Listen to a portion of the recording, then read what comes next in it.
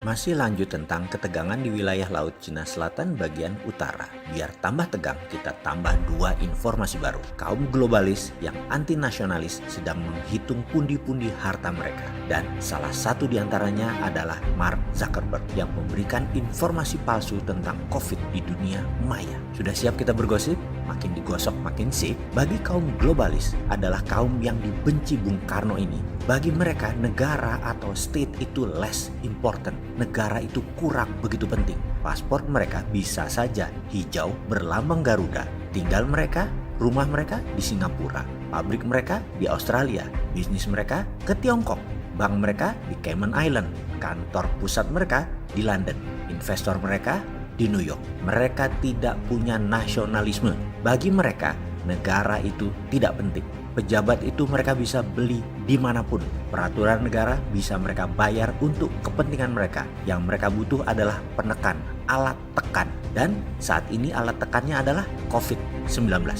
Fakta data dari Goldman Sachs terbaru menyatakan bahwa akhir 2022 corona tidak bisa hilang dari muka bumi. Dan hampir di setiap negara hal itu masih menjadi pandemi. Dunia bisa menjadi depresi. Ini kode keras, Bung. Goldman Sachs adalah bagian dari The Hive, bagian dari Bilderberg.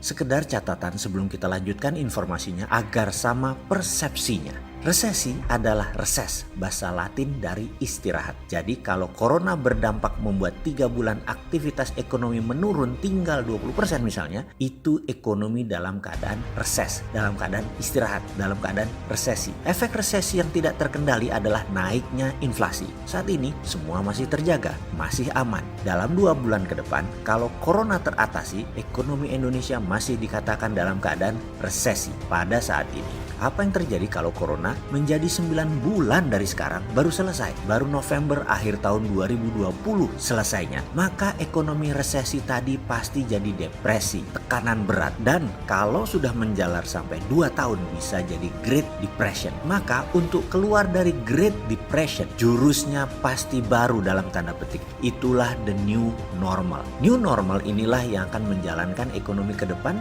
sehingga ketemu resesi lagi, depresi lagi, dan begitu seterusnya, dan masa itu biasanya 100 tahun lagi setelah new normal tercipta. New normal hadir karena decoupling, keterlepasan dari masa lalu dan harus lepas. Maka itu berkali-kali saya tanyakan kepada sahabat, saat ini nih resesi atau decoupling? Jawab itu. Kaum optimistik non realistik inginnya corona ini efeknya hanya resesi, setelah itu main lagi, normal yang lama karena mereka sudah tahu bagaimana memainkannya. Kaum globalis nggak peduli mau resesi, mau hyperinflasi, mau Great Depression, mereka siap. Mereka punya skenario the new normal dalam keadaan apapun. Hanya new normal mereka kalau pakai decoupling, pakai Great Depression, mereka bisa pegang kendali dan lebih mudah mereka megang kendalinya, dan sekali lagi lebih cepat mereka ingin lakukan untuk mengendalikan ini semua. Walaupun kasualtis korban corona bisa sampai 30 juta manusia di dunia ini,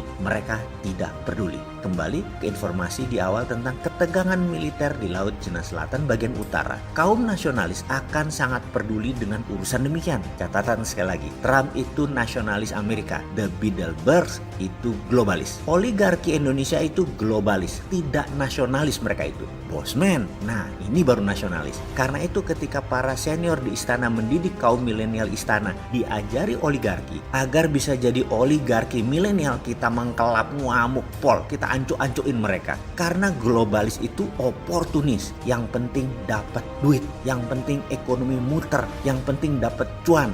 Walaupun uang dari bencana nasional COVID, mereka asik-asik aja tak bersalah, tak merasa dosa. Negara less important, rakyat less important, tetapi jabatan itu penting, posisi itu penting, harta itu penting, propaganda demi terlihat bagus itu penting, fakta bisa diatur. Untuk itu sekarang kita bertanya, karena kita semua tahu fakta itu ada 3. Fakta dari sisi kamu, fakta dari sisi saya, dan fakta dari sisi kebenaran. Sekarang pertanyaannya, fakta mana yang kalian tampakkan?